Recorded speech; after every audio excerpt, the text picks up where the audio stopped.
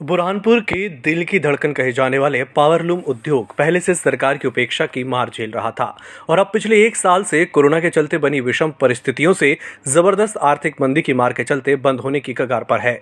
वजह है मंदी के हालात से जूझ रहे बुनकर अब अपनी पावरलूम मशीनें कबाड़ के भाव बेचने को विवश हैं।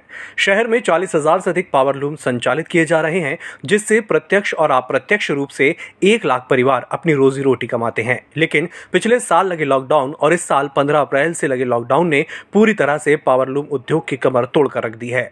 लॉकडाउन के चलते बुनकर आर्थिक मंदी के दौर से गुजर रहे हैं। बुनकर सलीम अंसारी और अब्दुल रशीद बताते हैं कि अब पावरलूम मालिकों ने अपनी पावरलूम बेचकर दूसरों के यहाँ मजदूरी करना भी शुरू कर दिया है। पिछले लॉकडाउन की बनस्पत इस लॉकडाउन में बहुत फ़र्क पड़ा है।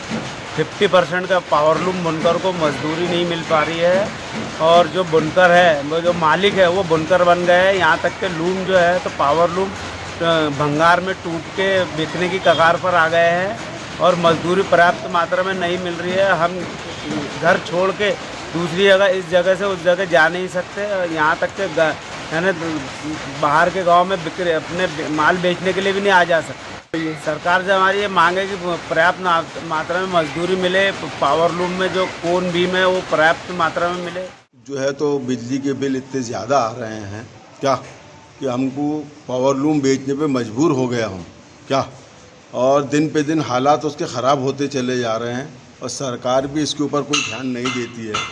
कम से कम सरकार इसके ऊपर हमारे को बिजली के अंदर या सूद के जो रेट एकदम से बढ़ चुके हैं उसके अंदर कोई रियायत दे। इंटरनेशनल मार्केट पे सूद के भाव डबल हो चुके हैं, मतलब कहने का ही है। उसके अंदर हमारा कपड़ा बिक नहीं रहा है, तो सरकार को इसके ऊपर कुछ ध्यान देना चाहिए और नहीं तो यहाँ पर भुखमरी का पूरा शहर बुरहानपुर पावरलूम पर आधारित है।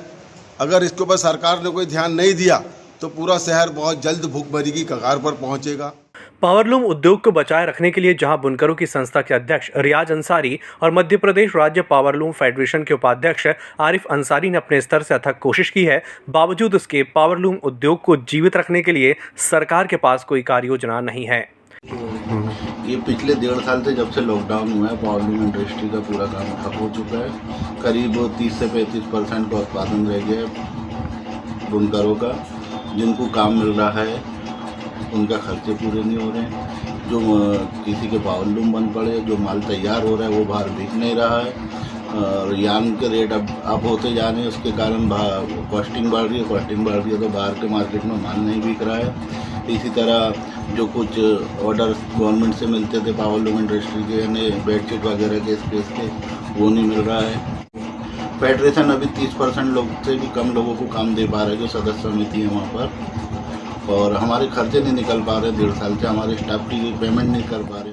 पिछले लॉकडाउन से लेके आज तक पावरलूम बुनकरों की ये स्थिति है कि मर के जी रहा है, क्योंकि पिछले लॉकडाउन लगाने से 3 महीने के लॉकडाउन में बुनकर एकदम ख़त्म हो गया था, उसका व्यापार एकदम ख़त्म हो गया था, क्योंकि यहाँ से दूसरी जगह माल ना जा पा रहा था, ना वहाँ से कच्चा माल धागा आ पा रहा था।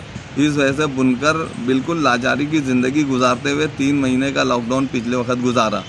उस समय से लेके आज के लॉकडाउन तक बुनकर की स्थिति इतनी ख़राब हो चुकी है कि वो खाने को मजबूर है।